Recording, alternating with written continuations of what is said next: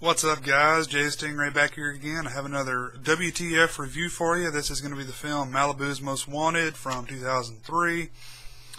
I never got to watch this film when it came out. I had avoided it because, it obviously looked like shit, as it, still does.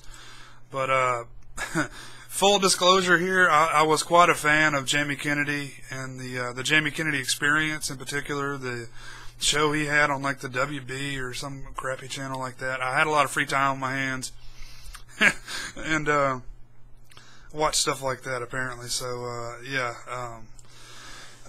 but the character, the white kid acting like he was from the ghetto, B-Rad, he is, from that show, or I saw that character on that show. But the reason why I wanted to go back and watch this movie is because first of all, I was curious if it was, worth a damn. But I saw Jamie Kennedy at Spooky Empire in Orlando when I went in May. He was there, and the guy really came off like a fucking douchebag to me. I didn't actually meet the guy, but he, well, first of all, the main thing is he left on Sunday. He was signed up for 3 days, Friday, Saturday, Sunday. Sunday's usually the slowest day, I think. And here we are, going down. This was like 10 or 11, whatever checkout time was. Dude was like there, bailing out, at the earliest time he could there on Sunday. When he was supposed to be down at the convention, he was leaving. He was all dressed up. He had like a hoodie on. He had like these huge black sunglasses, like the fucking paparazzi was going to hound his ass. Like, nobody gives a fuck about him. What have you done, man? You're at this fucking horror convention. There's probably 3 dudes that want your autograph for Scream, and that's it, man. But really came off like a fucking prick doing some stuff like that. And I wanted to watch this movie and see what it was about. And it's a shame I didn't hate this movie. I actually watched it all the way through, and then I watched about half of it with the commentary. Because I did kind of enjoy it, but it's that being said, it's not a great movie, but it's not as bad as you think it is either.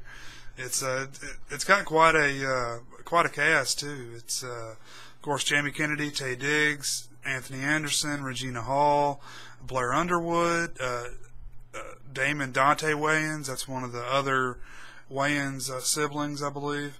Ryan O'Neal, Bo Derek, Jeffrey Tambor. Cal Penn, Nick Swartzen. I mean, the list goes on and on, man. It's like chock full of, really good actors. But premise is B-Rad is this rich white dude from Miami. He calls it the Boo, which is fucking retarded. But his dad is some politician, governor, I think, or running for governor, or whatever it is, running for re-election maybe. And B-Rad is this kid. Brad thinks that he's a good rapper and he's from the ghetto and all this stuff. And what they're going to do is Blair Underwood works for Ryan O'Neal, plays Brad's dad, who's running for office. And he gets the bright idea he's going to, this is their quote, scare the black out of him. Scare the black out of him. And they're going to take him to the hood and, try to rough him up a little bit and make him start acting like a rich white boy like he should, apparently. And they get these 2 like theater actors, and that's Taye Diggs and Anthony Anderson, to play that. And they're these like really not a stereotypical gangster at all in the film. And I think they're probably the saving grace of the film. They're dynamic together. They do a great job. But they have to study up on how to act like a hood rat or whatever. They get books and they're like reading all about the slang, and Anthony Anderson goes and gets cornrows, and it's pretty funny, man. The shit that transpires between them. But anyway, they get him, take him to the ghetto, and he finds out what the plan is, and he just starts going balls out and acting hardcore as shit. There's like a gunfight, which is legitimate, and basically they take him to a club, and they all hate his rap, and he thinks that's fake too. He thinks that, of course, it's fake. Why would they hate my rap? It's good. But that's pretty much it, man. It's got a bunch of stereotypical shit you would expect in there. Um, yeah, it's not a very good movie, but it's definitely better than some of the stuff I've watched for these reviews.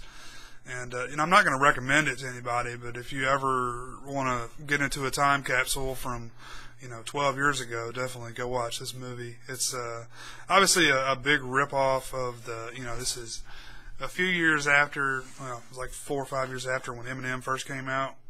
Or Eminem was like really, really popular right here, so I feel like they were probably trying to capitalize on some of that, the white dude trying to be a rapper. But